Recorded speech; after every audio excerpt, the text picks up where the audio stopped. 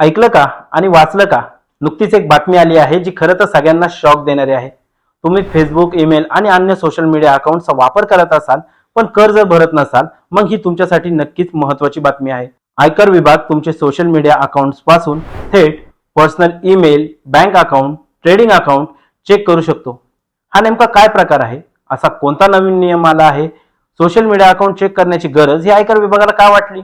या सर्व तुम्हाला पडलेल्या प्रश्नांची उत्तरे आपण या विषय सोपाच्या माध्यमातून जाणून घेऊयात.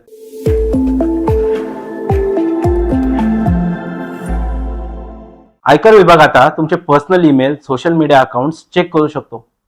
1 एप्रिल पासून आयकर विभागाकडे social media account, email, bank accounts, online investment account, trading account तपासण्याचा अधिकार हा असणार आहे. घाबरू नका, हा नियम काय सगळ्यांसाठीच नाही. कोणी जर कर चोरी करत आहे असा संशय जर आयकर अधिकाऱ्यांना वाटू लागला आणि याचे ठोस कारण जर त्यांच्याकडे असेल तरच त्या व्यक्तीचे खाते हे तपासले जाणार आहेत. म्हणजेच जर एखाद्या करदात्याकडे अघोषित उत्पन्न, संपत्ती अथवा कागदपत्रे असतील आणि या गोष्टी जर जाणून बुजून आयकर विभागापासून लपवल्या जात असतील आणि अशा पक्की माहिती जर आयकर विभागाकडे असेल तरच अशा परिस्थितीमध्ये हा नवा नियम लागू होणार आहे. आयकर विभागाच्या अधिकाऱ्यांना अशा कर चुकवेगिरी करणाऱ्या लोकांवरती कठोर कारवाई करण्याचा देखील अधिकार असणार आहे. नव्या नियमांमध्ये नेमकं आहे तरी काय ते आपण जाणून घेऊयात. सध्याच्या स्थितीमध्ये आयकर अधिनियम 1961च्या 132व्या कलमानुसार अधिकाऱ्यांना झडती घेणे आणि संपत्ती तसेच हिशोबाची कागदपत्रे जप्त करण्याचा हा अधिकार आहे. नव्या आयकर विधेयकात हा अधिकार कम्प्युटर सिस्टीम अथवा व्हर्च्युअल डिजिटल स्पेस पर्यंत वाढवण्यात आला आहे.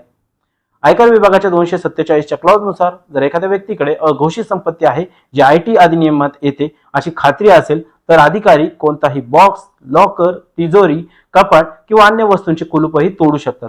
कोणाच्याही घरात ते प्रवेश करू शकतात आणि त्या घराची तपासणी देखील ते करू शकतात. व्हर्च्युअल डिजिटल स्पेस म्हणजे नेमकं काय ते जाणून घेऊयात. आयकर विधेयकात सांगितल्यानुसार व्हर्च्युअल डिजिटल स्पेसची व्याख्या अतिशय व्यापक आहे. एखाद्या व्यक्तीचे सोशल मीडिया अकाउंट, बँक खाते, ट्रेडिंग अकाउंट आणि ईमेल व्हर्च्युअल डिजिटल स्पेस अंतर्गत येतात.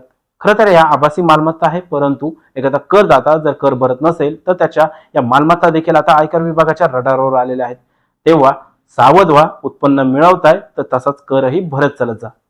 आमचे असेच नवनवीन व्हिडिओ पाहण्यासाठी फॉलो करा लेट्सअप मराठीला, तसंच आमच्या YouTube चॅनलला सबस्क्राईब करायला विसरू नका. धन्यवाद.